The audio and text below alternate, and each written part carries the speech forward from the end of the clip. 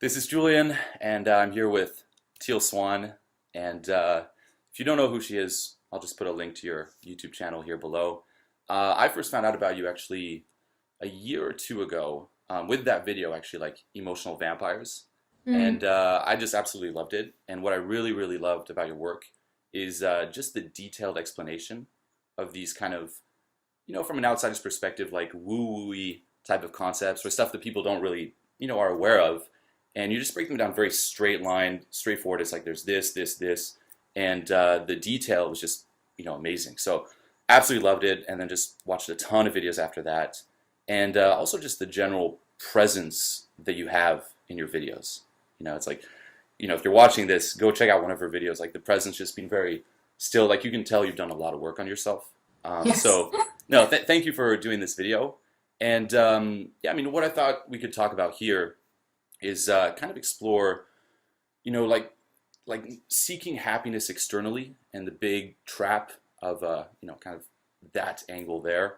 And this is something I've personally noticed. I've been teaching dating advice for men for years now, and a lot of people that I've worked with come into this, and they want to be successful with women. They either want a lot of women or a girlfriend or a match, and they're kind of coming at this from this angle of being very incomplete and seeking happiness through those external things. So it's like if I finally get, a girl, I'll feel complete. If I finally get a lot of girls, I'll be able to look cool. My friends will approve of me. If they love me, then it'll allow me to love myself. And they really come at this again. There's that video I made on like emotional vampires where you just kind of see like the, without criticizing, like this black hole in their eyes and it's like leeching, and obviously it never works. And what they have to realize, and that's like the first step, is stop seeking happiness externally, become internally fulfilled from there, and then you can find a match on a more healthy level. So if we could kind of dive into that, that'd be awesome. Okay. Well, first we have to acknowledge the fact that it's this whole idea of finding happiness internally is highly theoretical. What I mean by theoretical is it works. It's a universal truth. But when you come up to somebody who's in a space where they are trying to find happiness externally, and you say find it internally, you've basically just told them to go find a unicorn. True. Because they're like, well, okay, great. Well, I don't know how to do that because it doesn't exist within me. So what I would say is actually quite interesting. It's that you have to go into whatever it is you're trying to escape from. So if you've got a state of trying to get something externally because you want completion, there's a state of emptiness within. Yeah. So the emptiness is where we have to go. So this is the time period in our life, and it's the spiritual deepening that's the result of us being willing to, instead of go chase something which is trying to get us away from something else, which is really the condition of the world, we go in the direction of what we're trying to get away from. So it's straight into the eye of the storm. So the way to imagine this, I think, for people mentally, is to imagine that in their life, all of their movements towards what they want is essentially a movement to get away from a cyclone that's following them. So imagine that tornado chasing you. And for whoever you are, that tornado could be a different thing. So for one person, it could be emptiness. For one person, it could be a sense of lack of self-worth. For another person, it could be a sense of failure. And that cyclone essentially chases you everywhere, and it inspires expansion. So when you feel that cyclone, you're basically saying, okay, I'm going away from that towards what I want. But a lot of the painful conditions on this earth is the fact that when you keep going for that, it's always because you're trying to get away from something. And that is inherently a state of pain. So what we have to be willing to do, and trust me, you'll get to the point, everyone will, where they get into their life enough trying to find the things that they think will make them happy. It doesn't work, where they're just like, you know what, screw it, I'm never going to be happy. And so it's almost like, I'm sick of running from the cyclone. Fine, screw it, let it kill me. So once you get to that point is when life starts to get really good, because you basically turn in the opposite direction. You walk straight into the eye of the storm, basically. And then when you have faced down those particular energies, and by face down, that's a fairly aggressive statement. It's more like you're learning how to be fully present with those aspects of yourself. It's almost like the light of consciousness will burn off the storm. So if you can imagine it like fog instead of like a cyclone, if you like, and you know how when sunlight hits that fog, the fog dissipates. Yeah. So that's what happens when you bring the light of consciousness into an aspect of your psyche, which one could consider an absence or a lack, or which is most of what's motivating us to move forward. And so it's divine presence, essentially, which is just the energy of your own consciousness that enables these aspects to not exist. And then instantly you are fulfilled from within. And when you're going to do things within the world, it's not like then you become this like couch potato that doesn't need anything, doesn't want anything, but your wanting, it does not carry the suffering tone that it did once, because it's not a compulsion away from something. So it's more like divine inspiration. It's the difference between escapism and inspiration. Yeah, yeah, I love that. It's the whole like you're unhappy when you don't have it too, just kind of building on this, and you're unhappy when you get it. And guys realize that, like they actually get it, and they're like, well, I'm still not fulfilled. And what I actually tell them to do is follow the trail of whys. So it's like, why exactly? It's like getting to that eye of the storm. So it's like, why exactly do you want this? Oh, you know, I want to be popular. Why? Why? And then they get to it, and then they really have to face it. And as you said, they realize, well, you know, there is no point. It's like you're kind of just there. It's like, so now what? And I love that too, because then it's not that neediness. It's like you realize, like, and this is my perspective, like there is no point to anything. So it's like, what would you want to do to just make this enjoyable? Like it's coming from a place of just inspiration, expansion, you just wanting to do it, just why not, versus needing or trying to like take. It's not a grasping feeling. So that's really, really good. I think that's the beautiful thing that you just said when you said that you encourage people to think about the world as if there's no point, because we could make that mean there's no point, there's no meaning to life, there's no reason to be here, or we could make it mean if there's no point, I get to add the point that I want to add. Exactly. Yeah, I view it like detention. It's like we're all stuck here, and you can just check out early, you can slack off, you can do whatever you want, and it's like what will make this the most enjoyable experience. And at least my personal point, like boiling it down to it, was expansion. That'd be the word, and expansion in every way, be it say interacting with different human beings, like on a micro level, like expansion in a relationship on a deeper level, even making these videos here, like we both make them. For me, that's expanding and sharing, and it's helping people, so it's win-win. But even from a more selfish perspective, it's like that's the feeling that makes you internally like the happiest. So yeah, it's really good. The other one too that I really noticed is like victim mentality, where it's like you come into this and you kind of feel like cut off from everyone else. Like, why is it so hard for me? Why is this happening to me? And once you're caught in that spiral, you just keep going down, and you try to numb it, with like external stimulus, be it like television, drinking, drugs, even sex in a way. And I'm curious about your perspectives on that. Like, what are your thoughts on why that happens, or how someone could snap out of that cycle there? Well, if you want, the being only does things which benefits it. And this is one of the most difficult part about healing any aspect of yourself, is you have to acknowledge that the things that are causing you pain are actually benefiting you in some way, but it's a highly subconscious way. So when we look at victim mentality, what we find is that the people who succumb to it are addicted to the idea of goodness. So all that is an ego that wants to be good versus bad. It's highly innocent, if you want to know the truth. But by becoming a victim and by spiraling, I get to be good. So the ego is getting something out of it. So it doesn't have much motivation to change that, especially if you're looking at a person who deep down has this belief that there's something wrong with them, or that they're evil or inherently bad. That person will be a victim mentality for the rest of their life, unless they change it. So we have to recognize within ourselves what it is that we're doing when we're doing that. This is me trying to get my goodness. So how else could I get my goodness? I mean, it's really that simple. How else could I feel like I'm a good person than doing this thing where I need, because like if you're in victim mentality, then that essentially means you have to have a bad guy. That's the problem with the ego, which is really inherently, it feeds off of polarity. But anytime you've got an ego that is feeding off of a polarity like goodness, it needs a bad guy to exist. And so that's another way you can get yourself out of it, by realizing that if you're stuck in that addiction to goodness by being a victim, you will be surrounded by bad guys for your whole life, because you need it for your ego to exist. Yeah. That gets a lot of women out of it. I think it could probably get a lot of men out of it, but a lot of women, they do that. They keep getting in relationships with the bad boys because it's the only way for them to feel their own virtue. Yeah. No, that victim one is huge. Another one too that I'd say to kind of snap out of it is, I call it like embracing being part of a larger whole. Like one of the big things that just keeps reinforcing this cycle of just kind of being repressed or trapping yourself within yourself, like cutting off, like, oh, it's so hard for me, I'm just hard. It's like you're the hero of this victim hero in a way, is realizing that everyone is like you. It's like we tend to take our insecurities, our wounds, as like these unique wounds, like, I'm just so special because of this, and you latch onto it. And there's that saying, like, the more personal the wound, the more universal the wound. Once you realize, like, oh my God, like everyone else has this, everyone's dealing with the same type of issues I have. I'm no longer that special. And just knowing that you're not alone and you're not just cut off from the pact, for me at least, that helps a lot. It's like, oh, it's like I'm part of this larger thing. And yeah, it's like unity over self. Yeah. I agree. So we have to ask ourselves when we're stuck in that sort of why only me thing, why do I need it to be only me? That's true. That's very, very true.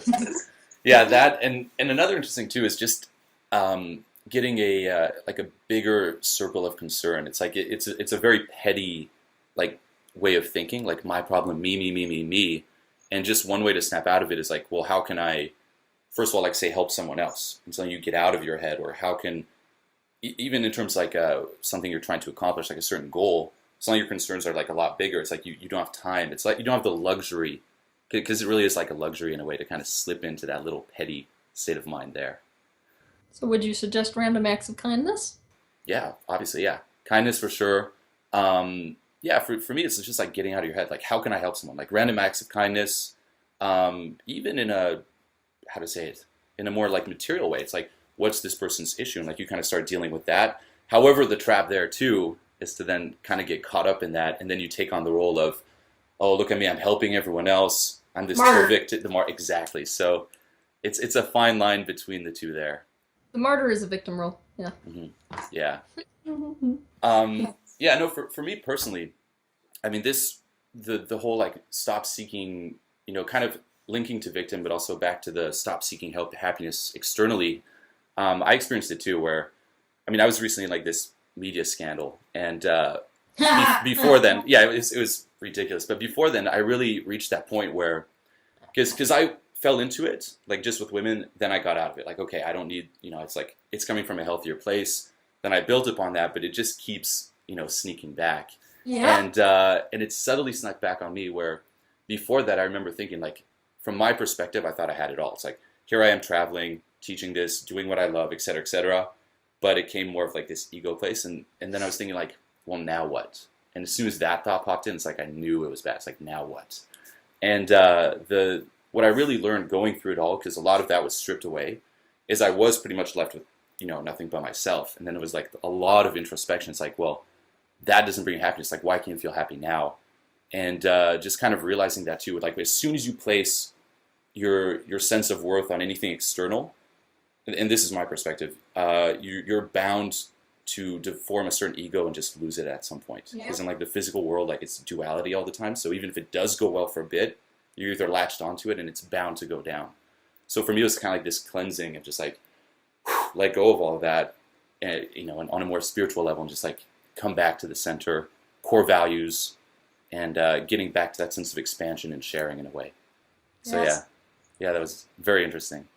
Yeah, I was curious, building on that too. It's like, what are some of the ways you'd suggest going about, for people watching, like you'd suggest about coming back to that center, being in a way happy no matter what your situation is just right now? Like for someone, if they're in like a tough spot, what would you recommend to them?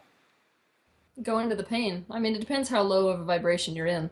It's quite easy to go into a state of gratitude. I mean, that's one of the best things that people can do. It's an impossibility to be in victim mentality and to recognize positive aspects of your life, appreciative notice. What if someone says, well, there's nothing?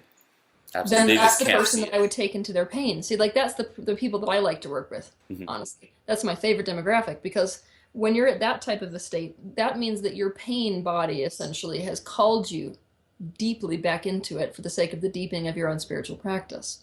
So that's when we go into the pain instead. Nice. How can you be present with it?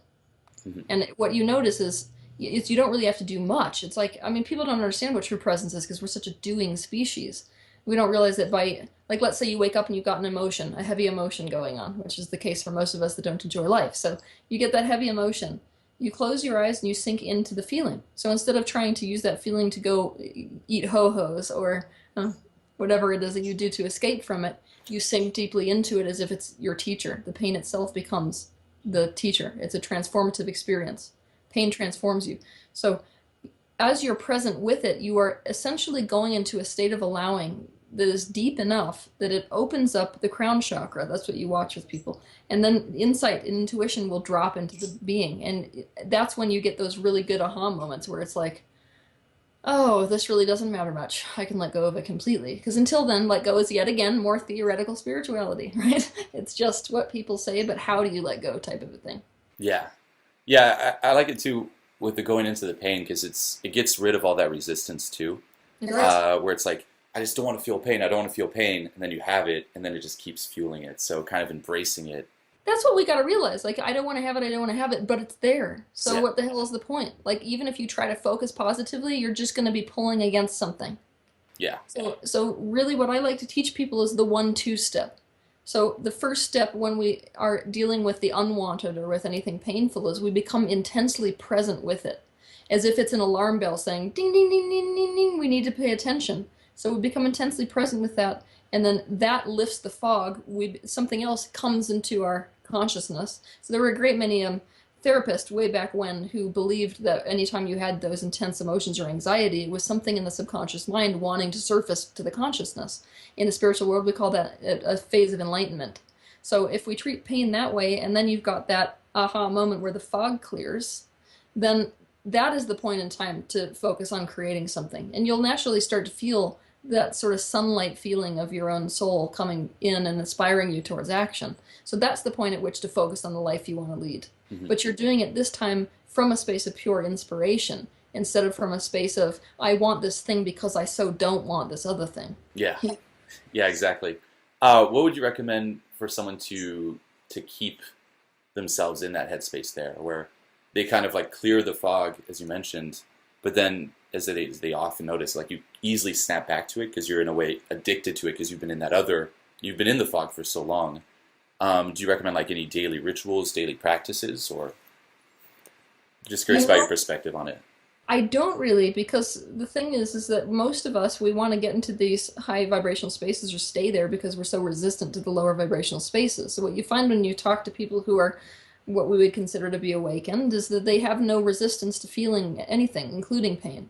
And it's that lack of resistance to it that creates a condition where you're not really sinking as high or as low. So to begin with, before you reach this like beautiful kind of transformative stasis, stasis is the wrong word because it implies non-movement, but you achieve a kind of transcendence, you could say, over the ups and downs, is that you literally intensely let yourself go into it.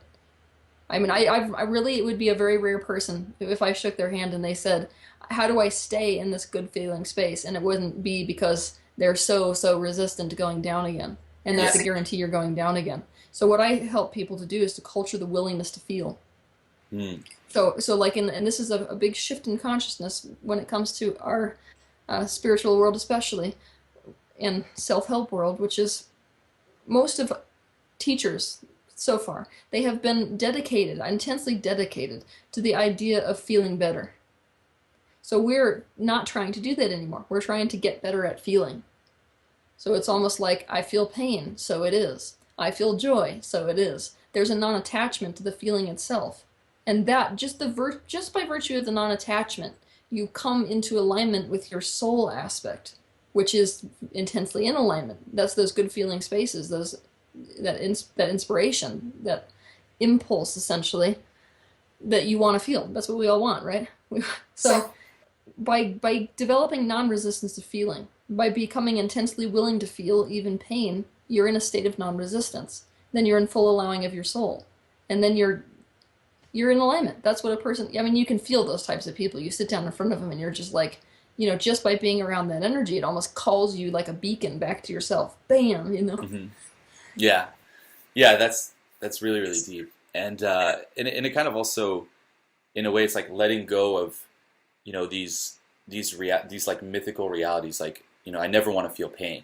I always want to be in control. Like people really idealize that. It's like they latch on to this reality of no pain or of 100% control or of they always want to like figure everything out. But once you can, as you said, like let go of that and just realize it's okay, and in a way it's natural, then you can actually start relaxing. Exactly. And I like to ask people relative to pain, what does pain mean to you? Because what we have to realize is that it's not pain itself that we have an issue with. I mean, pain in and of itself is just a sensation. Mm-hmm. When we get into real trouble with pain is when we make it mean, fill in the blank.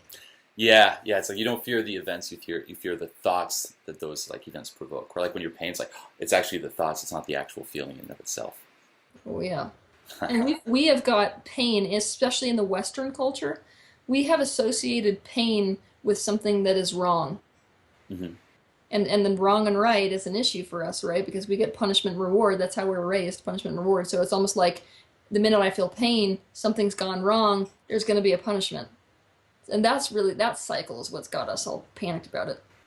Yeah, yeah, yeah. No, that's I link that too. Even if from the dating aspect, like people fear in a way not having chemistry with someone so intensely. Once you realize, like again, it's like those realities, like no pain or like zero rejection. But once they understand, like you're not naturally meant to necessarily have like chemistry with everyone, that's fine. They're like, oh, like in a way, it's just taking away all this pressure. It's like Yeah. you just have to find a way of just like instead of barreling through to something, you just like peel away all the layers. Exactly, and that's really profound what you just said because you just defined exactly what I feel like spiritual practice is all about. It's not about getting somewhere. It's that you innately, in and of yourself, are a completely in alignment being, and there's just a lot of layers in between you and the actualization or realization of that. Yeah, yeah, yeah. So our job is not to become something more. Our job is to realize what we are already. Yeah, it's like aiming for that finish line of being enlightened. It's like if I can just barrel through and make it up there, like that's a lot of people. I love to encourage people that if they're in that mode where they want to, live a life of more joy rather than the roller coaster so much, that they need to take a look at their life and actually start implementing steps which will allow them to do that. I like to encourage people to pick one spiritual practice. Now, I know that somebody who's been watching you or me, we probably give out how many tools per week? It's like you end up with just a litany of them, and then it gets really super overwhelming for people. Hmm. And then they're looking at all of them, all these tools and all these techniques, and they're like, I can't apply all of these at once. It's not possible. And so the message that I would send is you don't have to. The point is you got to find the one that resonates with you and stick to it. Yeah, Practice it until it becomes second nature. yeah, yeah. No, that's big too, and I see it in all industries. It's like you go down the theory junkie route of it all too. It's like you want to do it right. Like that's a big one too. It's like people always want to do it right, and another those realities you have to kind of let go. It's like being so afraid of starting off the wrong way and just learning through trial and error. So the way we cope with that is you read the manual beforehand. Like in most things, like am I doing it right? Like even in terms of living my life, am I living it the right way? So you look up the manual, and with these here, it's like the only way you can really learn them is through practice, is through implementing them. And once you just start reading or watching all these videos and you get caught in that cycle of hoping to reach that finish point of, okay, I got it now to do it right, one, it'll never happen, and secondly, you just get so overwhelmed because you're learning without applying. I know, don't you wish they said that to you? Well, we kind of knew that before coming in, but it's almost like I wish that somebody was sitting there being like, you know what, you're in uncharted territory. Nobody knows what this is about. So have fun trying to figure it out. Yeah, yeah, that's the best frame. Yeah, it's like have fun. Just have fun and just try and just enjoy the process of doing it. And another one too is, and this is a trap I noticed a lot of my clients fall into, is the just wanting to be inspired. And this is actually a trend even on most social media. It's like if you look, say, on Facebook, there's a lot of people now posting these self-help pictures. Like you can do it, someone climbing up a cliff, and that's awesome because it's bringing a lot more awareness. However, the trap and pattern I kind of see happening is people love it just for that feeling of, oh, that's inspiring. Oh, that's a good idea, without actually applying it or doing anything with it. And I mean, it's a lot better than watching, say, television or something. It's better than listening to noise, but they're missing that essential piece. It's like just being inspired for the sake of being inspired is worthless in a way. It's like you have to implement it. Even if, say, someone watches your videos like, that's a great idea, and then they go back to their lives, it's like you have to do it.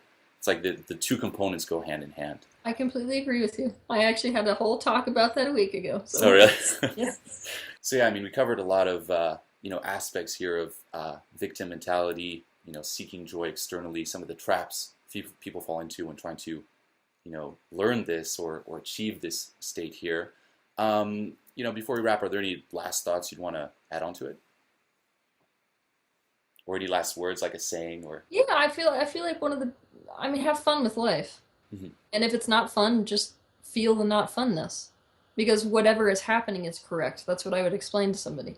We get into pain when we think that what's happening is not supposed to be happening. Yeah. So if we approach the life from the philosophy of whatever's happening is supposed to be happening, that opens up a window. You can kind of feel the confines, you know. Just let's go with just the sensation. Hmm. When I think whatever's happening is not supposed to be happening, it's almost like I'm trapped, right? The minute I think, okay, maybe this is supposed to be happening, it's like somebody does open a door. So it's almost like breath enters the lungs, and then at that particular point, you can look for the benefit of the situation. Why might this be happening?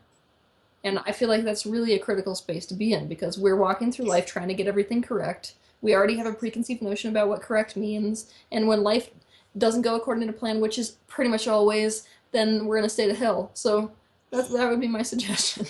Yeah, I love that. It's like just embrace every experience too, and there's always a plus side and something you can learn from it in a way it'll benefit you if you're smart enough to see it. So it's like finding that angle there. And with the have fun with life, it's like, yeah, have fun with the stuff that, from a, how to say it, a conditioned standpoint, you could view as bad. It's like, have fun with it.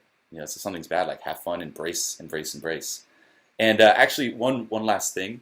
What are your thoughts too? Because this is something I notice is, and this could be a trap if you're in victim, mentality, trying to help someone else, is the comparison game, where it's like you're looking at someone else and you're like, oh, why do they have it way easier than me? Why am I not like that? It's like this wishing to be someone that you're not. Like if I boil it down to it, it's like that's really what it is. It's like you don't like yourself and you're just like wishing you're someone that you're not. Just curious about your thoughts on that. I have an interesting view on comparison thinking, because I feel like it's a really beneficial tool to use sometimes deliberately. It's when the tool begins to use us that we fall into a seriously negative pattern. So more so for inspiration purposes versus self-hate purposes. Well, ironically, you can look at somebody who has it worse, Mm-hmm. and even though the ego will get off on superiority in that particular circumstance, you can use it to make yourself feel a little bit better. That's a tool. True. I know it seems sort of funny for me to be explaining it that way. Another thing you could do, competition, healthy competition is actually super, super good.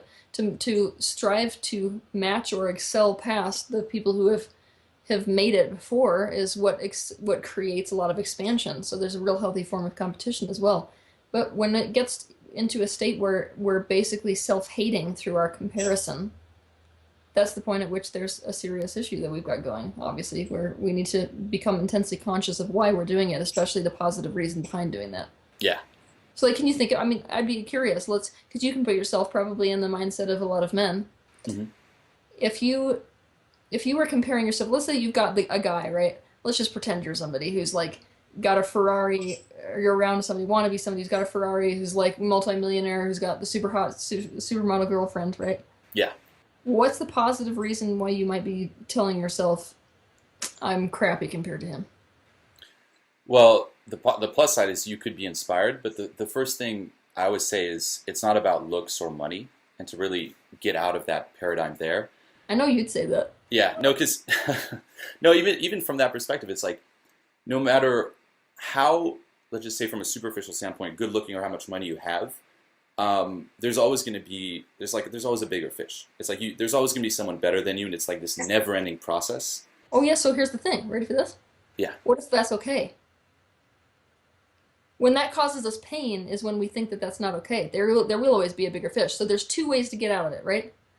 The first way is the way that you've been teaching, which is basically you take a look at that and you realize how to find the happiness within. The other way is to become okay with the fact that it's never going to end. And if you become okay with that, then it causes that same sort of sense of relief where you're just like, all right, so it's always going to be the next thing.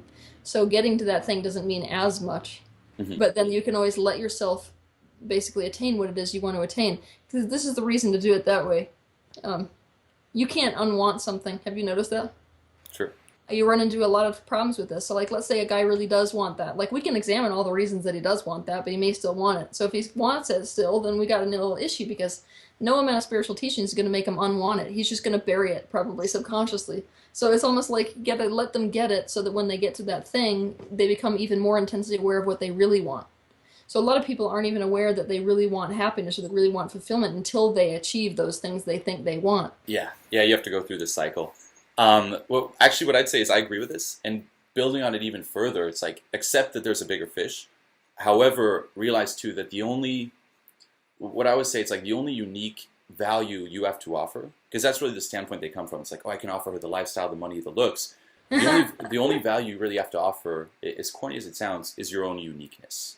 It's It's like true. that's really what it is. So That's what you can't get over when a relationship ends, right?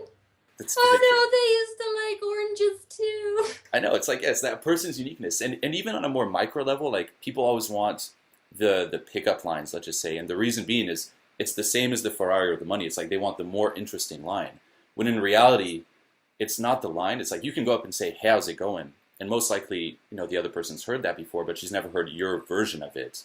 And then it's like you're focused on making that version the best version she's ever heard, and that's your own value there. So in a way, it's coming to terms with it and like letting go of that.